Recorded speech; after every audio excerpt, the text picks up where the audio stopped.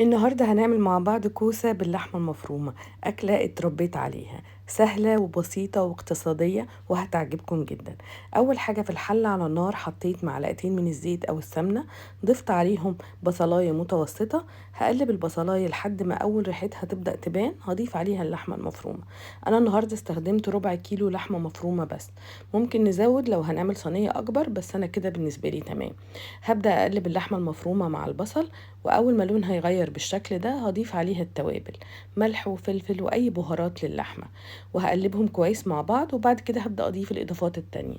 ضفت جزراية كبيرة وكمان فلفل حار أحمر أو أخضر، ده اختياري. هقلب كل الخليط ده مع بعضه كويس جدا لحد ما الجزر بتاعنا يبدأ يدبل. وبعد ما الجزر يبدأ يدبل هضيف باقي الإضافات التانية.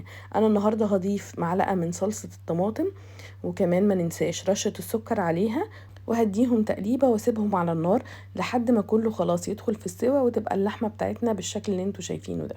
بعد كده في الصينية انا هنا مقطعت الكوسة، استخدمت حوالي كيلو الا ربع كوسة، ضفت عليه نص معلقة من الثوم، وكمان هنضيف الاضافات اللي ضفناها على اللحمة المفرومة، التوابل، وكمان هنضيف معلقتين من الزيت النباتي او اي زيت تاني انتوا حابينه، او سمنة كمان.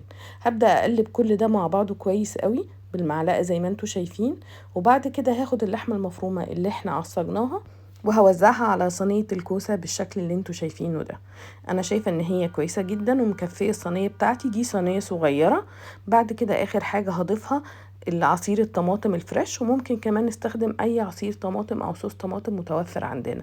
انا ضفت حوالي 3 كوبايات وممكن نزود لو حابين.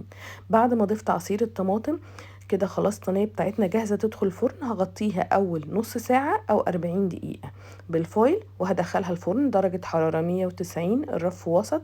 وبعد كده هشيل الفويل بتاعنا واسيبها تكمل سوا.